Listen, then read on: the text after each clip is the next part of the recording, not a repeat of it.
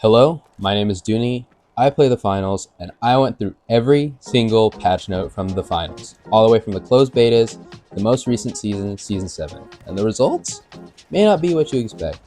But first, it's important to lay out a couple of ground rules for how this research was done. 1. Patches from the closed betas, open betas, and changes to recon census are included in the count, as although they are pre-release / no longer in the game, it's still important to include them to see how Embark was balancing in the earliest points. 2. Each characteristic of a buff / nerf counts as one. So say a gun's range has been decreased by X and a gun's damage has been decreased by X, that would count as 2 nerfs. 3. Certain reworks such as stun gun to nullifier, glitch trap, proximity sensor are not counted. 4. Neutral changes such as defib dealing damage, MGL32 fuse timer, barrel attached explosive falloff, etc. are not counted. This might be the most contentious rule, but certain changes may have been too niche or situational for me to fully justify it being a nerf or buff. 5. When calculating differences, which will be important later on, a buff counts as a +1 while a nerf counts as a -1. 6. Like any research, there's room for human error. I'm just one person. I did my best to double check patch notes, cross-reference it with the finals wiki, and check my count several times, and still after all that, there is potential room for marginal error. Finally, I wanted to shout out Calm Zin Combo, as this video is heavily inspired by his video, as well as Hyperborean, as both their videos really advocated for good changes in the community, and made me remember how important data like this would be to the community. I'll leave a link to both those videos in the description below. First, we'll be going over the grand total of buffs and nerfs across all patch notes. So, in the complete balance history of the finals, there have been a total of 298 buffs and 227 nerfs, meaning that the buffs are more than the nerfs by a 1.31 times rate. So in the grand total, Embark doesn't nerf more than they buff. However, it's when we separate the changes by class that it starts to get more interesting. When we get to class totals, we see that Heavy has 90 buffs and 77 nerfs for a difference of +13. Medium has the same amount of buffs and nerfs at 71 each, with a difference of 0. Light has a total of 117 buffs and 64 nerfs, with a whopping +53 difference. Finally, gadgets that can be used by multiple classes fall under the multi-class gadgets category. This category has received 20 buffs and 15 nerfs for a total difference of +5. Here, we can see the differences in rate of the total buffs and nerfs between each class, and taking these differences into account, Light's is the biggest at +53, which is 53 times more than Medium's difference and 4.08 times more than Heavy's difference. Focusing on specializations now, Heavy has had 14 buffs and 17 nerfs for a total difference of -3. Medium has had 4 buffs and 14 nerfs for a total difference of -10. Finally, Light has had 6 buffs and 10 nerfs for a total difference of -4. Specializations for all classes fall under a negative difference, with the rates shown here. Now onto weapon totals. Heavy has had 57 buffs and 26 nerfs for a total difference of +31. Medium has had 54 buffs and 35 nerfs for a total difference of +19. Finally, Light has had a total of 78 buffs and 37 nerfs, with a total difference of +31. Surprisingly, all classes have a positive weapon difference, with the comparative rates shown here. Next is gadget totals, where Heavy has had 19 buffs and 34 nerfs, with a total difference of -15. Medium has had 12 buffs and 22 nerfs for a total difference of -10, and Light has had 32 buffs and 17 nerfs for a total difference of +15. Light is the only one of these 3 classes that has a positive difference, and the comparative rates are shown here. Finally, here's a visual of all the previously mentioned buffs and nerfs that make up the grand total, as well as pie charts for the total of each class.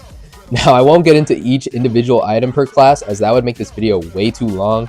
However, all this information is accessible from the Google Sheet that is linked in the description below. Now, we have the data, but what exactly can we take away from it? Now, it's not surprising that in a game as complex as the finals, that purely quantitative data is not fully indicative of what things are strong and weak, nor telling of how impactful certain changes may be. This is best illustrated when comparing a large number of dual blade buffs to Sword's biggest nerf from Season 6. Using these parameters, the dual blade buffs count as 6 buffs, while a Sword nerf only counts as 1 nerf. Despite the quantity difference, the buffs probably got like 3 more players to join the total 12 dual blade players, while the one Sword nerf basically wiped the majority of Sword players off the face of the earth. This point is also proven by the Pike 556, as although it sits at a -2, it is still one of medium's best weapons and often performs better than other weapons that have a positive differential. This doesn't necessarily mean that numbers don't indicate an item being bad or good, which brings me to my next point. Now, I'm going to be talking about what we can kind of pull away from the data, starting with a more casual perspective, then shifting to a more competitive one later in the video. So I'm not really looking at like the meta here per se, but more I'm just looking at what is being used significantly more across matches, as well as what is being discussed more in terms of balance among the community. Specifically, I want to focus on two weapons, the CL40 and the SH1900, or the double barrel. Starting with the CL40, which has been a large talking point for the community and has seen a large increase in usage since the start of Season 7. When we take a look at the data, this conclusion isn't really surprising. The CL40 has had a total of 14 buffs, which makes up a whopping 25.9%, or a full quarter of medium's weapon buffs. It is tied with the model for having the most nerfs at 6, but it triumphs at the top of medium's weapon differences with a +8. With all that taken into account, it's not surprising a weapon with the CL40's characteristics, combined with the most positive balance history in medium's weapons, is being scooped up by a majority of the casual player base. It's also due in part to medium's other close-range options, the model and Cerberus, having been nerfed to a point that it isn't worth using over the CL40, or it isn't easily accessible for a majority of the casual players. But now that we're on the topic of shotguns, let's talk about the SH1900, or the double barrel. Now, this isn't as big of a talking point as the CL40, but I still have noticed a significant increase of them in matches, so I wanted to talk about it.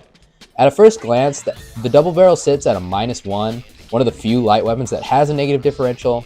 However, it's when we get to looking at the shotguns as a class that we can connect the dots. The SH1900 makes up 8.1% of Light's weapon mix, which is the lowest percentage for shotguns besides the Cerberus at 5.7, which only came out 2 seasons ago, and the Matter, which has no changes. Plus, when we think back to that quality versus quantity rule, especially in relation to shotgun damage balancing, it's valid to argue that the double barrel has seen an increase in use for high burst damage, when other high burst options, specifically in the shotgun class, have had their effectiveness reduced, leading to light shotguns being at the top of their class. It's also important to highlight the gutting of sword, removing an entire burst damage playstyle from viability, so I suspect a lot of sword players simply switch to double barrel to have a viable burst damage playstyle. Now, I want to note that when we're accounting for different health values, TTK, and other factors, I'm not saying that light shotguns objectively dominate and need balancing, but it's a fair argument that in raw effectiveness, they are ahead of others in their class, and the data backs that up.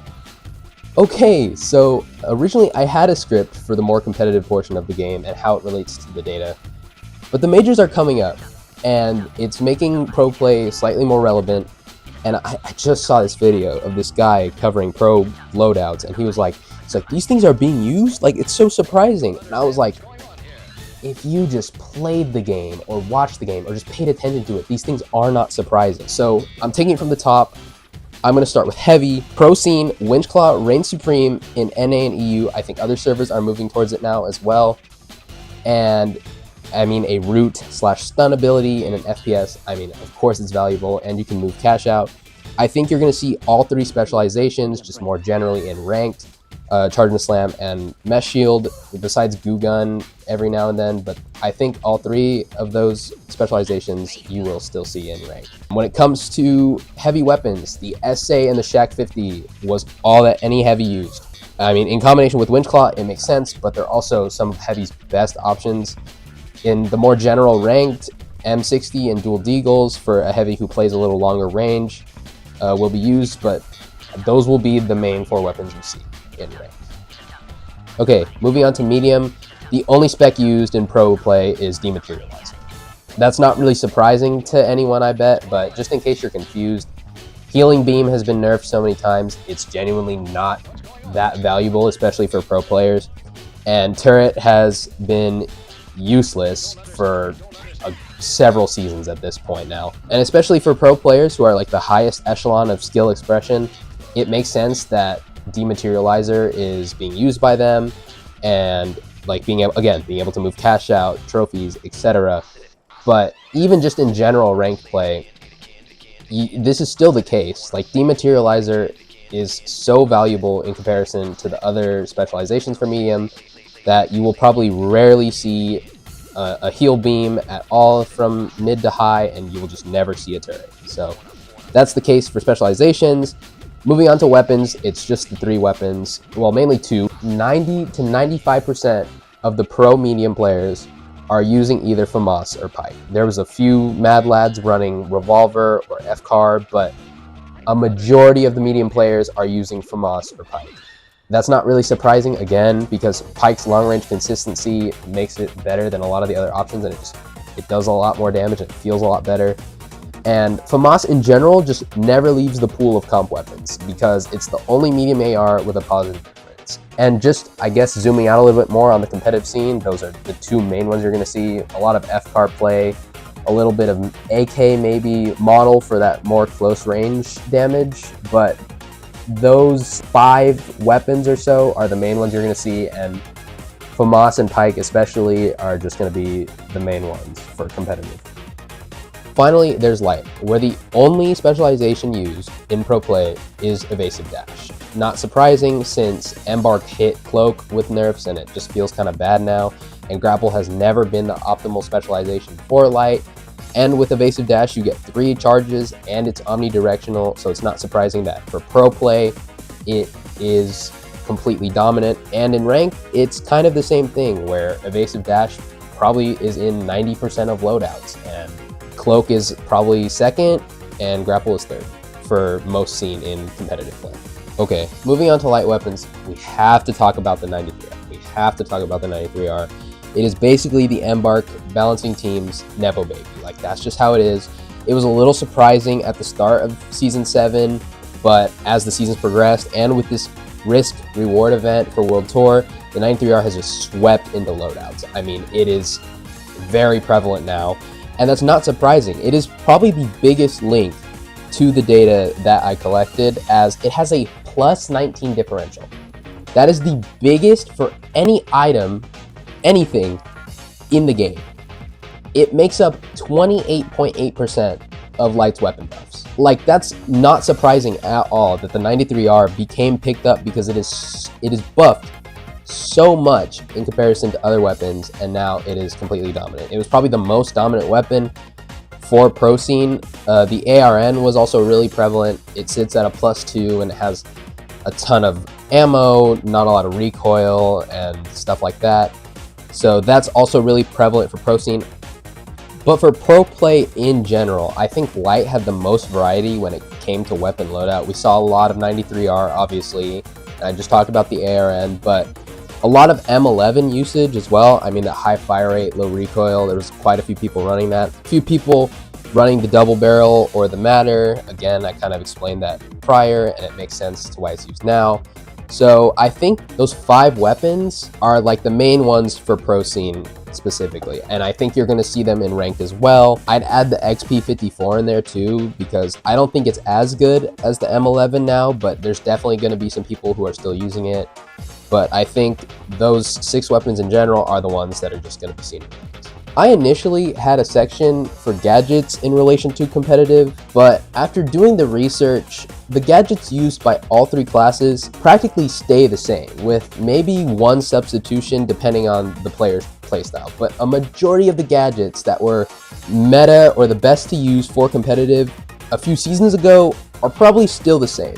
The only exception to certain gadgets basically being mainstays is gas usage in pro play, which is only relevant because nobody is using any fire related weapons or gadgets in pro play, so of course it's very effective at stalling. But besides that, a majority of gadgets you're going to see in ranked are going to be the same ones that have been used in ranked for several seasons now. The only major change is the health infuser for Light, which came out this season, where especially for the pro scene, the healing infuser is a staple, and if you're not using it, at least for pro play, you're throwing. So I just think in general, I'm not going to go too deep into gadgets because they're basically the same for each season, and it's just based on their characteristics solely. In all honesty, I organized this data and made this table out of spite because I was pissed at the way that Embark was balancing the game.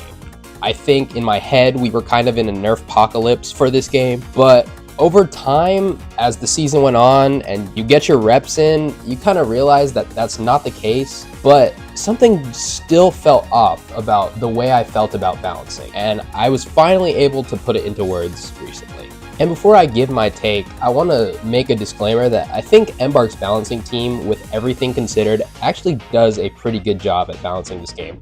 For all the data they have to go through on their end and managing all of the fan suggestions for balancing, which go to any finals YouTube video in relation to balancing and sort to newest, and you will see the most abysmal balancing take that your mind might not even think of. It is that ridiculous. There are so many bad suggestions on YouTube alone. I can only imagine how bad it is to go through that Discord channel or through Reddit sometimes with some of these people. So for all things considered, Embark actually does a pretty good job, and I think switching to that 3-week schedule for balancing was the best decision they've done. I think part of that nerf apocalypse feeling was because of how often they were balancing, but switching to that 3 weeks, it really does make the game feel a lot better when it comes to balancing, and they also just do it better than some other studios. I mean, I was playing Helldivers really recently, and I discovered that situation with their balancing dev, and I mean, that situation is just dire. So I'm really grateful that Embark doesn't have a problem like that. But with that disclaimer out of the way, here's the take. The finals, as an FPS experience, is watered down because of balancing. I'll say it again. The finals as an FPS experience is watered down because of balancing. Now, this probably doesn't make a lot of sense if you're really new to the game, or even if you're a content creator, because I think a lot of content creators either are really good at the game and are at a higher level, or are just so new to the game that they really wouldn't understand the nuance. This is for people who don't make content and aren't like Adderall guzzling sweats, but you've invested a lot of time to the point where you've played for several seasons. In my opinion, there are so many things in the sandbox that still feel worse than they used to be, and a lot of them are just left at the wayside. And when things are nerfed, a lot of players are just gonna adapt, whether they adapt to the pure meta, or if they adapt to something that's just not as bad as things that have been slammed with nerfs. And then after that, Embark just begins to target things that are used a lot, and the cycle kind of repeats itself. And again, I want to give nuance for this take, because not everything is black and white, and there are a lot of weapons or gadgets or specs that if they were left as they were on launch, it probably wouldn't be good for the game, and those nerfs were honestly necessary. But mixed in with those are some nerfs that are just questionable, or even nerfs that aren't questionable, but it was pretty indicative that Embark overdid it. Now, I basically have to talk about it at this point because it's ingrained in this game's history, but feedback from top 500 players is very noticeably impactful. And again, it's not all top 500 players, and it's mostly top 500 players who also make content. And even then, it's not even all of those content creators who are in top 500, but just some very persistent vocal ones. And because of that, we've seen a lot of weapons and gadgets get nerfed because of them. And despite the fact that these players are always looking for the most optimal way to defeat their opponents, who are also at their level usually. So for them to be dictating a lot of balancing for a total community, despite being 5% of the player base, it's just a little questionable. But I don't want to be one of those people who say that the final shouldn't be a competitive game, nor that they shouldn't have any input, because the top 500 is also part of this community as much as any other player. And also, the nerfs don't even fully rest on them either, as even though a lot of nerfs have happened because of them, Embark also frequently shoots themselves in the foot, nerfing things that weren't even meta or overbearing just because they felt it was necessary, which makes it even worse in the sandbox. I just find it mind-boggling that a game that prides and markets itself on a game show aesthetic, destructible environment, and the chaos and unexpected moments from game to game has balancing that is painfully formulaic and boring. And going back to the point that players adapt and then Embark nerfs the things that rise in pick rate as a result of the adaptation, I think a perfect example of this is the CL40, which was in a good spot for a very long time, but then it got hit with a nerf. And I think a better solution would have been to strengthen APS or make a change to something like Cerberus to give medium a close range option that's easier to pick up and punish bad plays. And again, another example, Goo Grenade at the start of Season 7, which wasn't too bad, but as a Goo Grenade enthusiast, it was unfortunate because it's one of the best gadgets for skill expression. And the reason it was nerfed was because its usage rate was going up, and in high elo, people would just spam it to block line of sight and steal. And this would have been the perfect time to make fire counters like Pyronade more relevant, or even making goo weaker to explosives, which was an idea I saw on a different video. And this would make that one specific strat with goo much weaker. It would add explosive viability into loadouts without them even needing to change explosive gadgets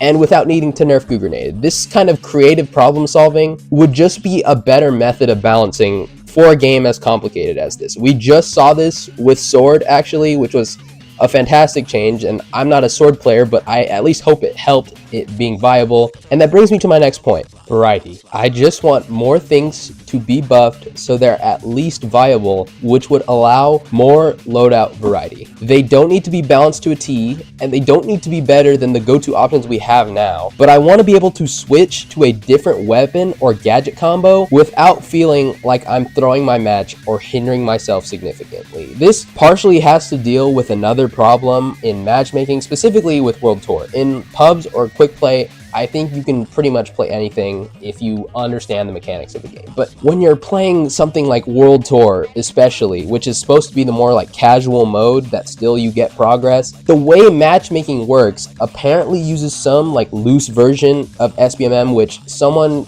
confirmed if I'm right or wrong on this, because I was looking into it and I couldn't really find anything that concrete.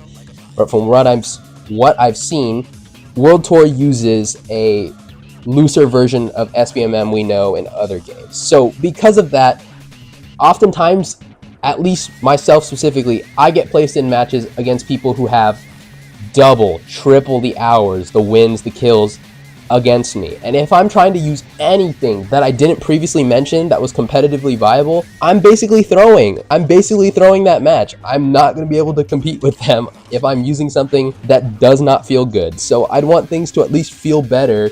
So again, I just want more things to be buffed so that we have more variety in terms of our loadouts without it feeling like such a hindrance. And I think that's one of my major issues as well, is that I think in this pursuit of balance, Embark lost a lot of that novelty that came with the variety of building loadouts. So I hope we just get more buffs to add more variety to loadout creation. And for the people who argue that we shouldn't buff everything because of power creep already happened this season. We literally just saw it with the new gadgets being more effective than the Healing Beam specialization. Let me repeat that the two gadgets on launch are better than the Healing Beam specialization.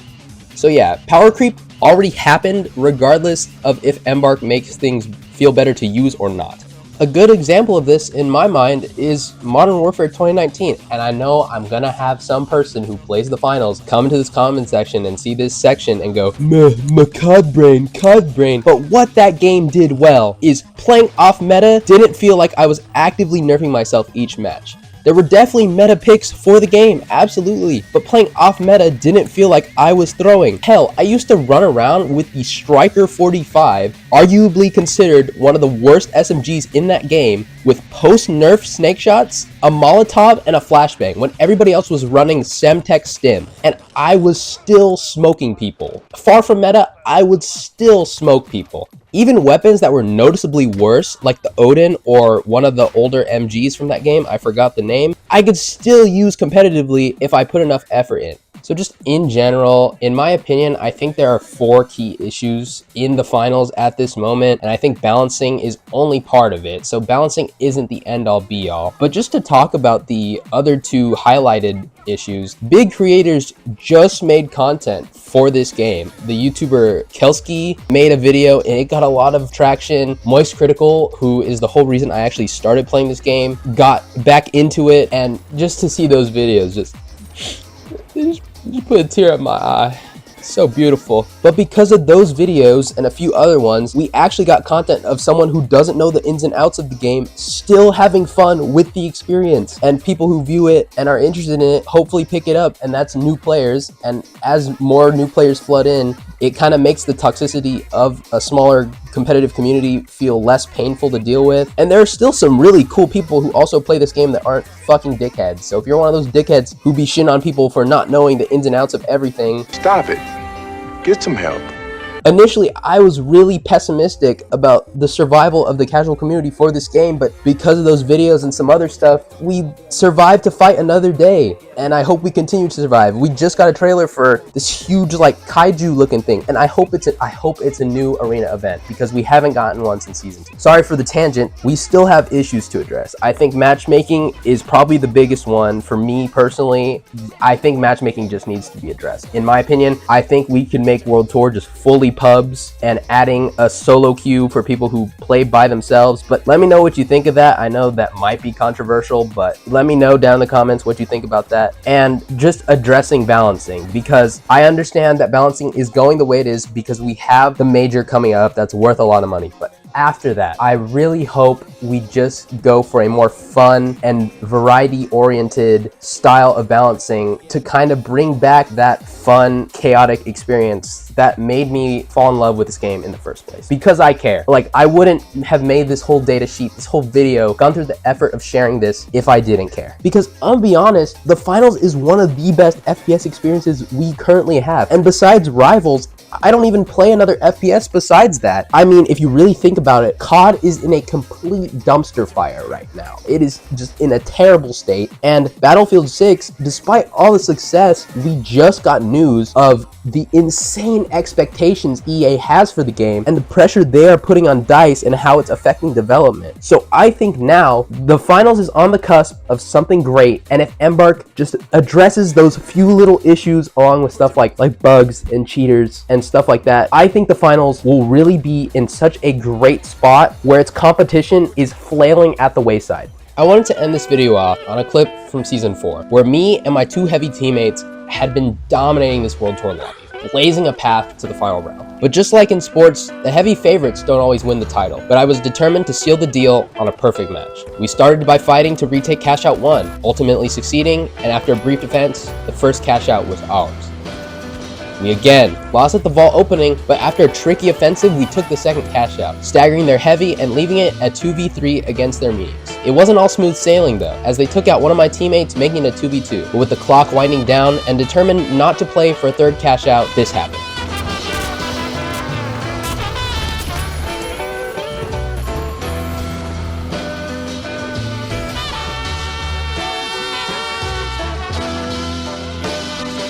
I mean, I remember joyfully yelling in my room when I hit that double kill. It was so cinematic and crazy that I think the finals is the only game where something like that happens. But still, it's mind-blowing to me that every gadget and specialization and weapon used by my team has all been nerfed. And although we're making steady strides, I hope that the finals makes a return to form when it comes to balancing. Thank you. Hey, I want to say, if you made it all the way to the end, thank you so much for watching. I'm not a content creator. I started this video right before Season 7 came out, and now the season's 2/3 of the way, and I don't really want subscribers or likes or anything like that. But if this video resonated with you, first of all, comment down below if you had like a weapon or weapon combo or weapon gadget combo that you really liked using and then Embark nerfed it to the wayside, because I've had that experience and I want to know if other people feel the same. And also that you just share this video with other players or friends who also play, and that you continue to fight and voice the need for balancing to go in a more fun direction again. Thank you for watching.